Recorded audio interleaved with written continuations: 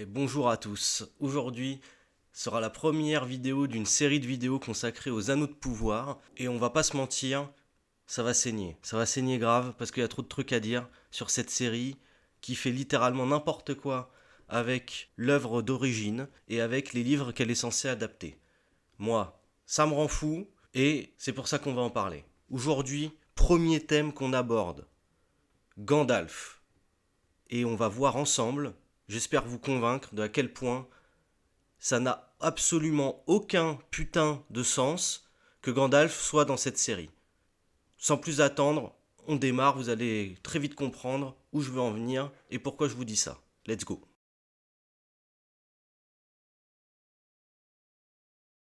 Bon, déjà, il est important de rappeler de qui on parle. Gandalf, c'est le GOAT. Le magicien suprême, c'est la sagesse, la puissance, l'éloquence. Bref, c'est un personnage magnifique, superbement interprété par Ian McKellen lors de la trilogie de Peter Jackson, les trois films Le Seigneur des Anneaux, et également lors de la trilogie du Hobbit. Bon, pourquoi Gandalf n'a rien à foutre dans cette putain de série? Déjà, premièrement, Gandalf, on va faire un petit rappel et un petit détour par les livres. Gandalf n'arrive pas au deuxième âge. La série se déroule au deuxième âge de la Terre du Milieu. Gandalf n'arrive pas au deuxième âge. Il arrive au troisième âge. Il est envoyé par les dieux pour lutter contre l'influence du mal en Terre du Milieu. Voilà. Donc déjà, Gandalf n'a rien à faire là. Ça, c'est le postulat de départ. Maintenant, une fois qu'on a dit ça, la série a loupé une énorme occasion d'utiliser deux autres mages qu'elle aurait pu exploiter, qui sont les mages bleus, qui nourrissent beaucoup de rumeurs, de versions différentes, de spéculations, et ça aurait été hyper intéressant pour elle d'explorer et d'exploiter ces deux mages sur lesquels on ne sait que très peu de choses finalement. Mais évidemment, pour ça, il faut aimer l'univers que l'on adapte, ce qui n'est pas le cas des créateurs de cette série, qui préfèrent capitaliser sur le fait qu'on connaît Gandalf, sauf qu'en fait, on va pas mettre Gandalf dans toutes les séries du Seigneur des Anneaux. Qu'est-ce qu'ils vont faire? Quand ils vont faire une série sur le Silmarillion, les mecs, ils vont quand même mettre Gandalf parce qu'on connaît Gandalf. C'est bon, stop, ça n'a aucun sens. Donc, une fois qu'on a fait ce petit rappel, il est important de comprendre comment fonctionnent les dieux dans l'univers de Tolkien. Oui, parce qu'en fait, Gandalf est un dieu. Hein. C'est pas juste un magicien. C'est un magicien parce que c'est un dieu, en fait. Hein. C'est un demi-dieu, plus précisément. On va rappeler comment cela fonctionne. Et pourquoi, du coup, cet état de fait-là, le fait que ce soit un demi-dieu et la façon dont fonctionnent les demi-dieux dans l'univers de Tolkien fait qu'il n'a rien à foutre à cet endroit-là. Donc, petit état des lieux. Dans l'univers de Tolkien, c'est très simple. On a Iru-Ilúvatar, dieu créateur. En dessous de lui, des dieux qui se passionnent chacun pour un aspect différent de la vie, qu'on appelle les Valar. Et en dessous des Valar, nous avons les Maiars. Les Maiars qui sont des sortes d'anges ou demi-dieux qui sont au service d'un dieu principal. Et chaque dieu principal est au service du dieu créateur. Voilà. Pour rappel, Morgoth, hein, c'est un Valar par exemple, et Sauron, c'est un Maiar, hein, ce qui rappelle un petit peu l'échelle de puissance entre les deux personnages. Donc Gandalf, c'est un Maiar, c'est un Maia, pardon. Il est au service du Vala Manwë, qui lui-même est au service de Eru-Ilúvatar. Pour comprendre comment cela fonctionne, les Valar, dans l'univers de Tolkien, ils ont des manières de faire et un système de fonctionnement. Et souvent, alors très rarement en réalité, mais en tout cas c'est souvent décrit dans les livres parce que c'est des passages importants, les Valar peuvent envoyer en Terre du Milieu ou à Beleriand des émissaires. Gandalf en fait partie, Saruman en fait partie, Radagast en fait partie, les Mages Bleus en font partie. Pour résumer, les Valar ne sont pas omniscients ni omnipotents. Ils ont besoin d'informations sur ce qu'il se passe.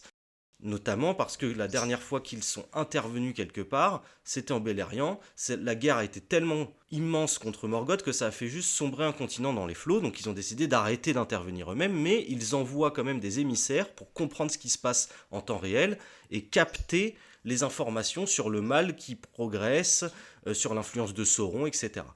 Donc les Valar ne sont pas omniscients ni omnipotents, ils font des erreurs d'ailleurs, beaucoup. Ce qu'il faut comprendre, c'est que du coup, quand les Valar envoient quelqu'un en Terre du Milieu, c'est déjà assez rare et c'est avec un objectif précis, de lutter par exemple contre le mal. Or, dans la série que nous regardons, des Anneaux de Pouvoir, nous avons Gandalf qui déboule en putain de météorite en plein milieu de la Terre du milieu. Excellent. En plein centre de la Terre du milieu. Et là, on en vient à se poser la question, mais pourquoi l'envoyer là? Et puis, pourquoi l'envoyer en météorite? Et puis, pourquoi quand on l'envoie, il a plus de mémoire, il a plus de souvenirs, il sait plus ce qu'il fait, il sait pas c'est quoi ses pouvoirs, il les maîtrise pas? Mais à quoi ça sert? À quoi ça sert? Si les Valar envoient un émissaire en Terre du Milieu, c'est pour qu'il soit efficace. C'est pas pour qu'il passe on ne sait combien d'années à comprendre qui il est, à comprendre ce qu'il fout là. Ça n'a aucun sens, parce que les Valar, pour bien comprendre, ils ne savent pas réellement tout ce qui se passe en Terre du Milieu. Ils ont quelques informations, etc. Déjà, première incohérence, Sauron n'est pas révélé. Sauron, on sait qu'il est encore vivant, mais Sauron n'est pas révélé. Donc Sauron, on ne sait pas s'il est encore là, on ne sait pas ce qu'il est en train de faire. Au moment où la météorite arrive en Terre du Milieu, la Terre du Milieu, elle n'est pas sous l'influence du mal. Le Mordor est même pas créé. Donc déjà, on se demande vraiment pourquoi ils envoient un mec aussi puissant que Gandalf en Terre du Milieu à ce moment-là. Bon, mais surtout, donc la localisation de là où il l'envoie ne fait aucun sens, puisqu'il l'envoie au milieu de nulle part, alors que logiquement, quand on envoie un émissaire aussi puissant, en fait on l'envoie au Havre Gris, pour qu'il arrive en bateau, et qu'il arrive près des elfes, qui sont les êtres les plus sages de la Terre du Milieu. Ça, on en reparlera dans une autre vidéo, parce que la sagesse des elfes, on repassera. Mais surtout, on l'envoie pas sans qu'il sache qui il est, sans qu'il sache pourquoi il est là et pourquoi il maîtrise ses pouvoirs. Parce que là, en fait, Gandalf, il est perdu au milieu de la pampa, il tombe sur des hobbits, mais ça, les Valar, ils en savent rien qu'il va tomber sur des hobbits. Et puis, ils en savent rien de combien de temps il va mettre avant de maîtriser ses pouvoirs. Donc, si ils veulent lutter contre l'influence du mal, mais t'envoies quelqu'un qui lutte contre l'influence du mal tout de suite. T'envoies pas quelqu'un qui, pendant X temps, peut se retrouver sans savoir quoi faire. Sans savoir quoi faire et sans savoir pourquoi il est là. Ça veut dire qu'à tout moment, il peut se faire retourner le cerveau déjà par un homme de mal, un Sauron ou autre, qui chercherait à le retourner, à le mettre dans son camp. Mais en plus, il peut tout simplement perdre du temps, perdre de vue son objectif, parce que, pour rappel, les Maillards ne sont pas infaillibles non plus, puisque dans les 5 mages qui sont envoyés en Terre du Milieu, il n'y en a que un qui réussit sa mission, c'est Gandalf. C'est d'ailleurs un petit peu pour ça aussi qu'ils sont envoyés au nombre de 5. C'est parce qu'on sait que les Maillards remplissent des objectifs différents. La preuve, Saruman poursuit ses propres ambitions, Sauron poursuit ses propres ambitions, Radagast fait de la flûte dans la forêt avec les animaux, et les 2 mages bleus, on ne sait même pas s'ils sont morts ou pas. Il n'y a que Gandalf qui réussit sa mission. Donc c'est pour ça que d'ailleurs on n'envoie pas les émissaires comme ça tout seul. Donc en fait, l'efficacité de l'action, quand on y réfléchit, elle est zéro, elle est inutile. Mais surtout, et là je vous invite à bien réfléchir, quel est le véritable but de la présence de ce personnage dans la série Les Anneaux de Pouvoir? En fait, c'est, en saison 1, de créer un mystère sur l'identité de Sauron. Parce que on a tous spéculé sur qui est Sauron, est-ce que c'est lui, est-ce que c'est un autre, etc. Et donc du coup on le faisait tourner en rond pendant des épisodes et des épisodes, à faire des trucs un peu bizarres, pour qu'on se dise que c'est peut-être Sauron. Donc en fait, on intègre des personnages pour créer du mystère, sauf que dans une narration, le mystère, les films de mystère, les films d'enquête, etc., ça fonctionne très bien, mais ça fonctionne très bien quand les personnages eux-mêmes se posent la question de qui est qui. Mais là, dans la série, personne ne se pose la question de qui est qui. En fait, les hobbits, ils savent même pas qui c'est le mec, ils pensent que c'est un espèce d'elfe et tout, ils comprennent pas trop, mais ils se demandent pas si c'est Sauron. Les hobbits, ils savent peut-être même pas qui est Sauron. Tu vois, ils savent même pas que c'est le truc du mal, etc., le grand méchant et tout. Ils se posent pas la question de si c'est Sauron ou pas, les hobbits. Et de l'autre côté, Halbrand, Galadriel, pendant toute la saison 1, elle se pose pas la question de savoir si c'est Sauron ou pas. Elle en a aucune putain d'idée. Elle cherche Sauron, mais elle se doute pas du tout que c'est Halbrand qui est Sauron. Elle n'enquête pas. Et donc en fait, c'est une enquête juste pour les réseaux sociaux et pour faire de la théorie autour de la série. Mais en termes de narratif et d'implication du spectateur, c'est pas du tout quelque chose de bien écrit et de prenant.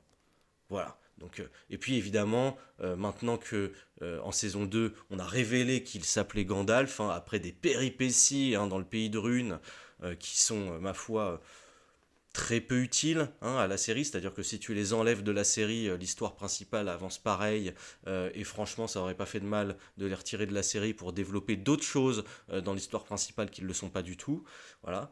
Mais c'est surtout pour capitaliser sur le fait que maintenant on a Gandalf, c'est le personnage le plus connu quasiment des films Le Seigneur des Anneaux, donc on va pouvoir faire du marketing autour, etc. On va le faire croiser des Tom Bombadil et tout, enfin, bref.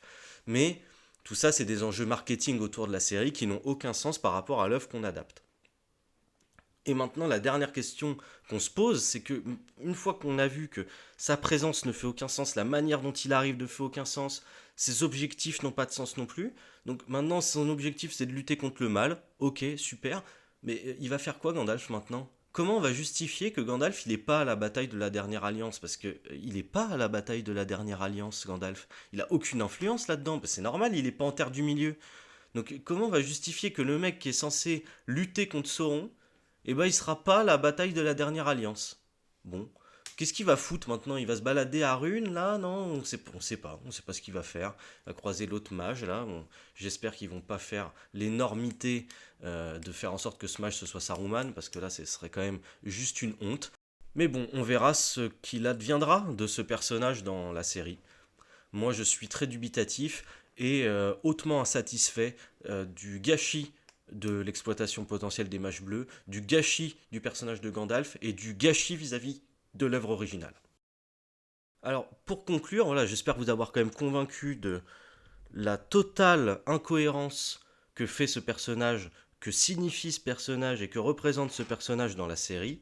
J'espère que ça vous a plu et je tiens à faire un petit disclaimer avant de recevoir certains commentaires qui vont me dire certainement que je chipote, que c'est pas très important, que c'est des détails, que l'important c'est le temps qu'on passe devant la série, les bons moments, etc.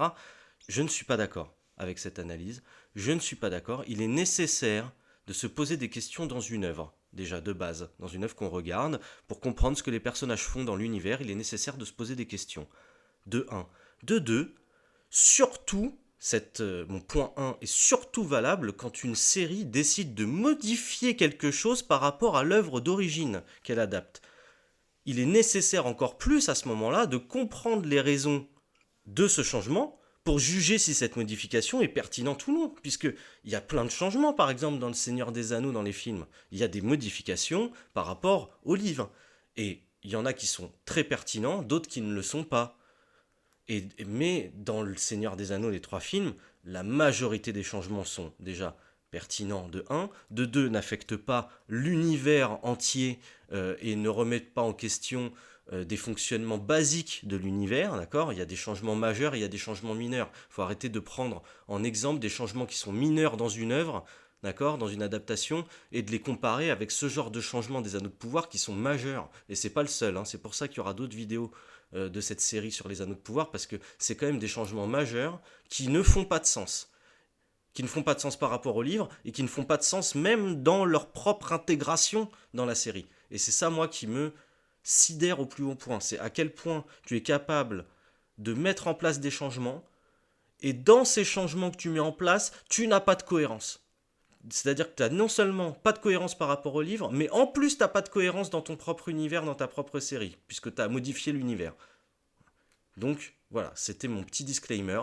J'espère quand même que cette vidéo vous aura plu et que vous aurez compris un petit peu plus pourquoi la présence de ce personnage est symptomatique de certains problèmes qu'il y a dans cette série et également de la mentalité des gens qui ont fait cette série, c'est-à-dire que ce sont des gens qui ne respectent pas le lore, qui se considèrent comme plus intelligents que les autres, plus intelligents que Tolkien, et qui peuvent se permettre de modifier plein de trucs parce que eux, ils sont supérieurement malins et qui savent écrire comme des brutes, alors qu'en réalité, déjà, juste adapter le livre de base, ça aurait été pas mal. Ça aurait été pas mal, juste adapter l'histoire de base et faire des ponts entre les différents moments importants, ça aurait déjà été amplement suffisant, et ça aurait déjà été suffisamment compliqué pour eux. Voilà. Sur ce, je vais pas m'étaler plus. Ciao.